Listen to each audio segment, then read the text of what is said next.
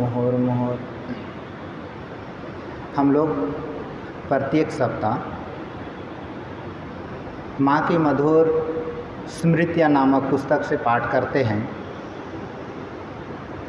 और यहाँ पर पढ़ रहे हैं आशुतोष मित्र जो माँ के पास सेवा करते थे और उनकी स्मृति में, उनके देखरेख में, उनके अनुभव में यहाँ पर जो माँ के साथ हुआ है उसके बारे में यहाँ पर लिखे हैं, उसी का पाठ होगा। हम लोग कुछ सप्ताह पहले देखे थे माँ की माँ, जिसको यहाँ पर नानी का इंगित किया गया है, उनके मृत्यु अवसान से पहले उनकी कुमड़ा साग खाने की इच्छा तीव्र होती है, किंतु किसी कारणवश उनको देना नहीं होता है। तो बाद में माँ उसको किस तरह से परिपूर्ण की थी वो ये हम लोग आगे देखेंगे।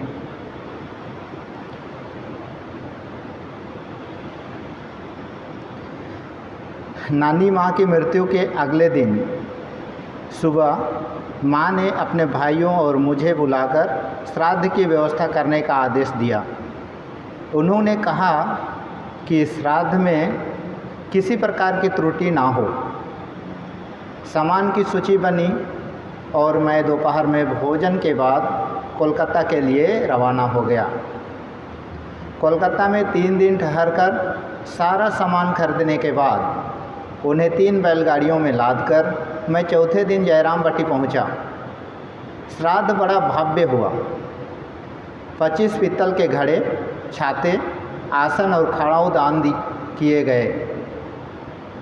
नानी की अंतिम इच्छा के अनुसार श्राद्ध में ब्राह्मणों और अब्राह्मणों को प्रचुर मात्रा में कुमड़े की सब्जी खिलाई गई।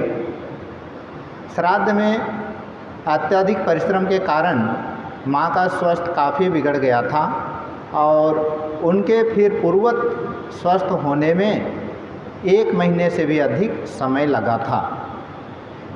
माँ के कमरे के बरामदे में एक पिंजरा लटका रहता, उसमें गंगाराम नाम का तोता रहता था। उसे घर के सभी लोग बोलो बेटा गंगाराम कहकर तंग करते, मगर सुदीर्घ काल के दौरान मैंने कभी उसे एक शब्द भी बोलते नहीं सुना। तो भी उसे पिंजरे में इधर से उधर घूमते और अपने जातिगत स्वभाव के अनुसार टे टे करते लाखों बार देखा गया, सुना गया। खाने में वह विशेष पटु था, इसकी गवाही देने को मैं सदा प्रस्तुत हूँ।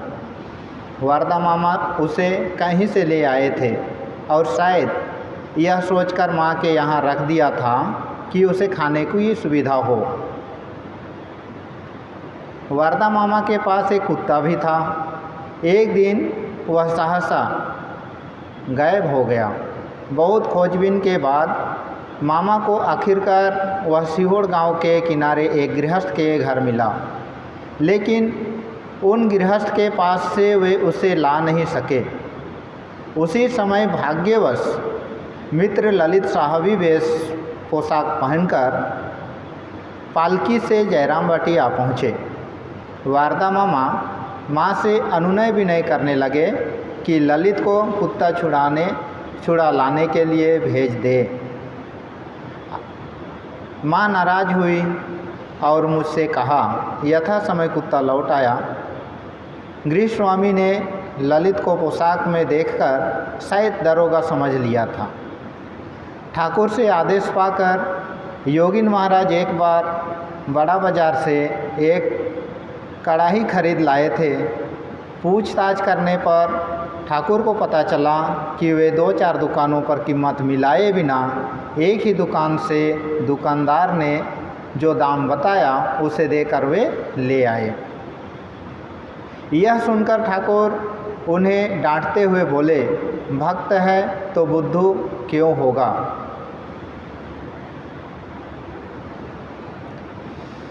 जा नौबत में मंत्र ले ले।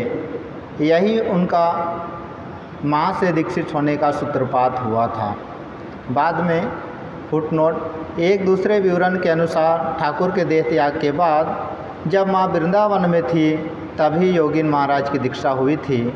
श्री माँ शारदा देवी स्वामी गंभीरानंद महाराज के पुस्तक में से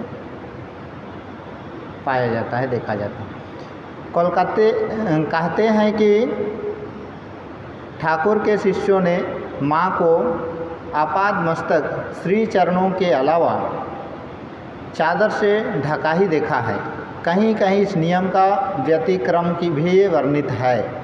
शारदा महाराज ने माँ से दीक्षा ग्रहण करते समय बीज के साथ मंत्रोच्चारण सुना था और हाथ से जप करने की पद्धति सीखते समय उनका दाहिना करतल भी देखा था। योगीन महाराज के समय भी ऐसा ही हुआ था। माँ के एक शिष्य आयु में मुझसे ज्येष्ठ थे। उनका घर कोलकाता के सर्पेंटाइन लेन में था। दीक्षित होने के पूर्व तक वे एक मूर्ति विशेष के उपासक थे, पर दीक्षा के समय उन्हें बिल्कुल अलग ही इष्ट मूर्ति मिली। इसके फलस्वरूप उनके मन में बड़ा अंतर्द्वंद शुरू हो गया। जीवन सुना सुना लगने लगा। वे काफ़ी हताश हो उठे।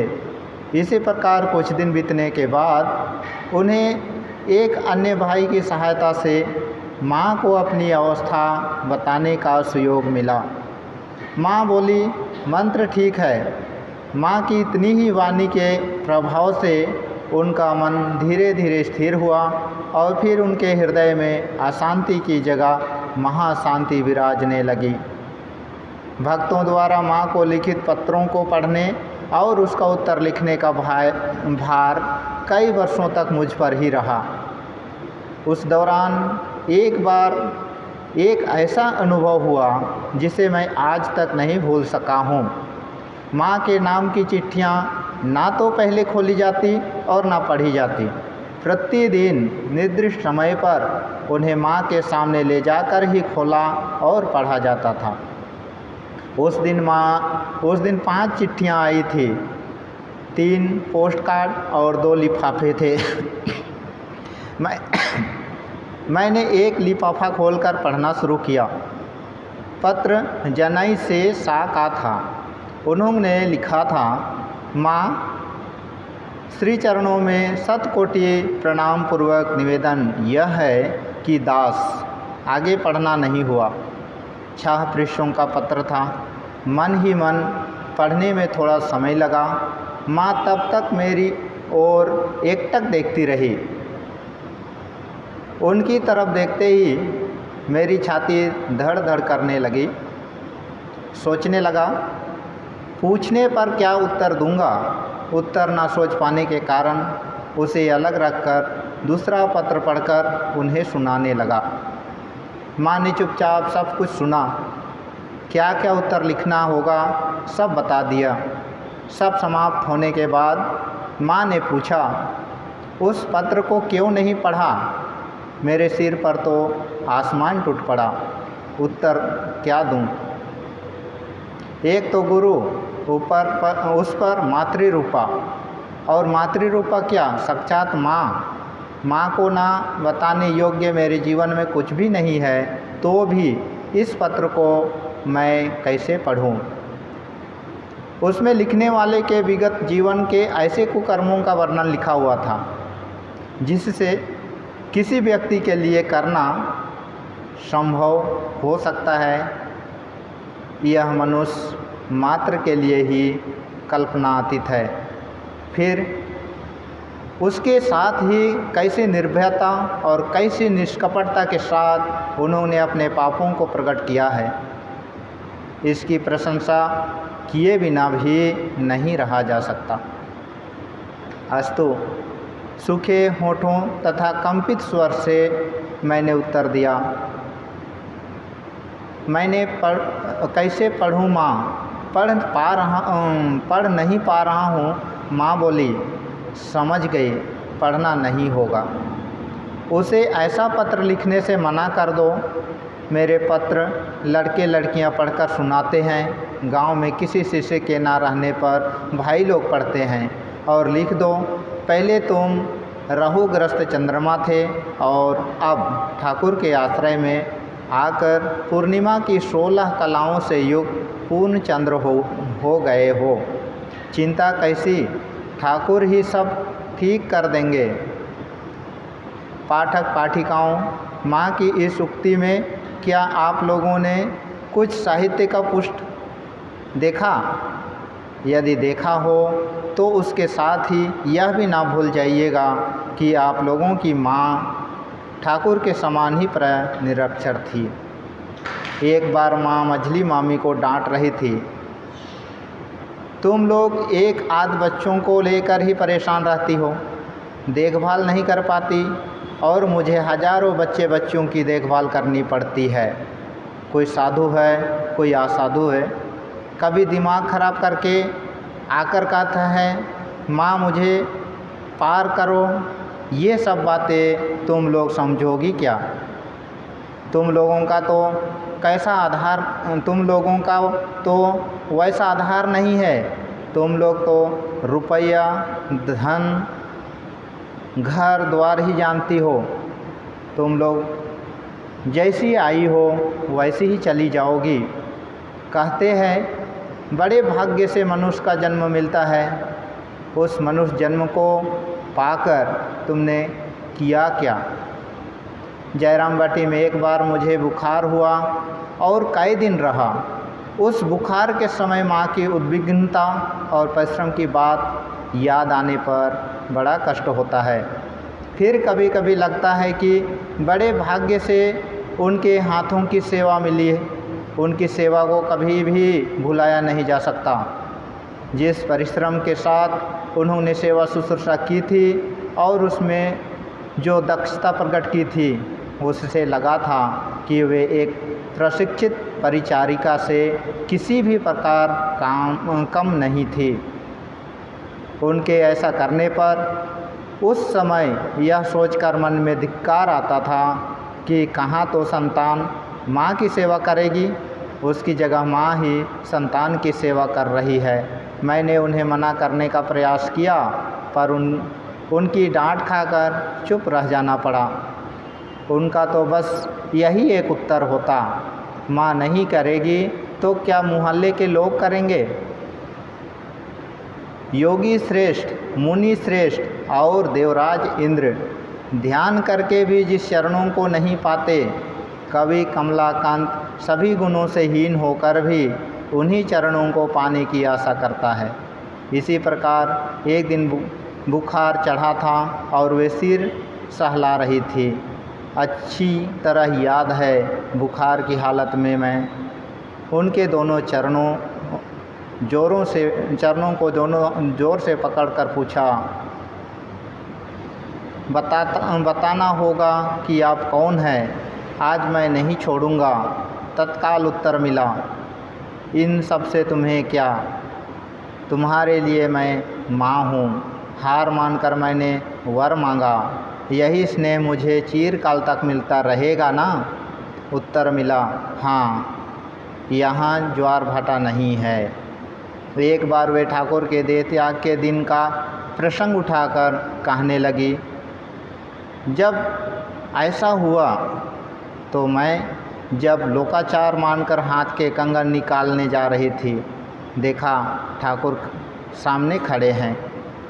बोले, मैं गया कहाँ हूँ जो कंगन निकाल रही हो? बस इस कमरे से उस कमरे में गया हूँ। हाथ के कड़े हाथ में ही रह गए, निकालना नहीं हुआ। सोचा लोगों को जो कहना हो कहे, नहीं निकालूंगी। और एक बार वृंदावन में रा के कटाक्ष पर खोलने गई तो ही ऐसा ही देखा। क्या ठाकुर आपको हमेशा दर्शन देते हैं? अभी भी आपके हाथों से खाते हैं? हम क्या अलग अलग हैं? उत्तर देने के साथ ही माँ जीभ काट कर बोली, क्या कह बैठी। छोटी मामी के कुछ गहने थे, उनके पिता उन्हें सुरक्षित रखने के बहाने उसे फुसला कर ले गए। बाद में मांगने पर वे लौटा नहीं रहे थे। मित्र ललित के जयरामबाटी जाने पर माँ ने गहने छुड़वाने के लिए उन्हें मझटिया गांव भेजा। ब्राह्मण ललित को दरोगा समझकर डर से कांपने लगे। ललित ने गहनों के साथ उन्हें माँ के सामने हाजिर किया और नाक कान पकड़वाने के बाद पुत्री के जेवर वापस दिलवाकर उन्हें छोड़ दिया। 1903 ईस्वी में जयरामबाटी निवास के दौरान मुझे शरद महाराज का पत्र मिला, जिसमें लिखा था, हरिश्चंद्र की शारदीय पूजा करने की इच्छा है और उनकी तथा ना दीदी, हरिश्चंद्र की दीदी का नाम दक्षिणा था, दोनों की हार्दिक इच्छा है कि माँ उस समय वहाँ उपस्थित रहे। उनके उपस्थित न रहने पर उन लोगों की पूजा व्यर्थ होगी, अतः उन्हें लिवा जाने की वह यथासाध्य चेष्टा करे और जाना निश्चित होने पर वे लोग खर्च के रुपये भेज देंगे। माँ का स्वास्थ्य उस समय बहुत खराब था, फिर भी उन्हें राजी कराया गया। छोटी मामी और राधो भी उनके साथ चली।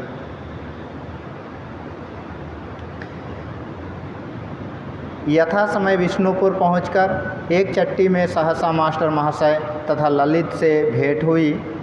उन लोगों ने सबके लिए भोजन आदि की व्यवस्था कर रखी थी।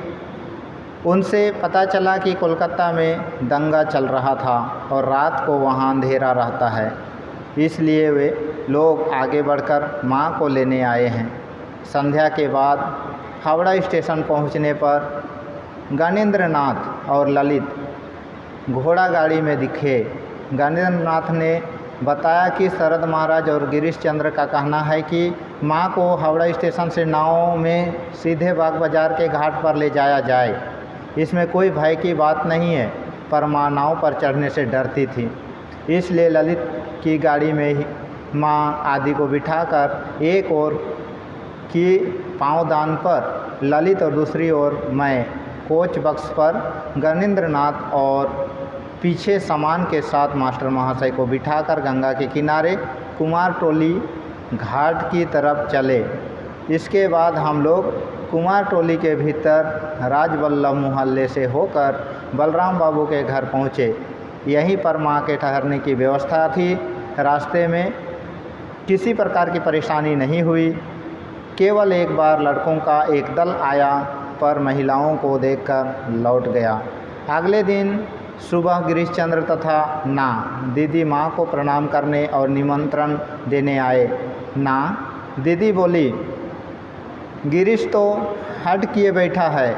माँ कहता था माँ के आए बिना पूजा कैसे करूँगा।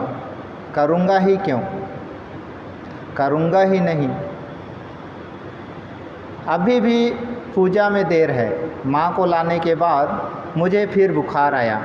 सुप्रसिद्ध डॉक्टर विपिन बिहारी घोष ने मुझे देखा और दवा तथा साबूदाना खाने को कहा। शरद महाराज डॉक्टर के आदेश का अक्षरशः पालन करते थे, पर मैं साबूदाना नहीं खा पाता था।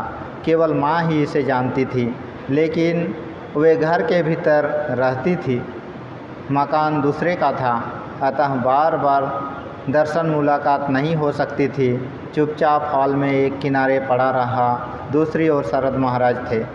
करीब 9 बजे शरद महाराज की नज़र बचाकर बाहर से राधो ने इशारे से मुझे बुलाया और थोड़े से फल तथा मिठाई हाथ में देकर बोली, माँ ने दिया है। मैं चुपचाप उसे खाकर सो गया। माँ इसी प्रकार दोपहर में रोटी मिठाई, शाम को फल मिठाई और रात में शरद महाराज की अनुपस्थिति में भरपेट रोटी सब्जी भेजती। इधर घर के भीतर से साबूदाना भी आता। साबूदाना फेंक कर मैं शरद महाराज के भय से सब्जी की कटोरी के ऊपर साबूदाने की कटोरी रख देता। माँ ने इसी प्रकार चुपके चुपके मुझे खिलाकर निरोग किया था। गिरीश चंद्र की दुर्गा पूजा धूमधाम से शुरू हुई। माँ के साक्षात कल्प आरंभ हुआ। गिरीश चंद्र और ना दीदी आनंद से परिपूर्ण थे। गिरीश चंद्र मुझसे बोले, माँ को लाकर तूने मुझे खरीद लिया। ना दीदी ने पिछले वर्षों के समान इस वर्ष भी एक नया वस्त्र दिया।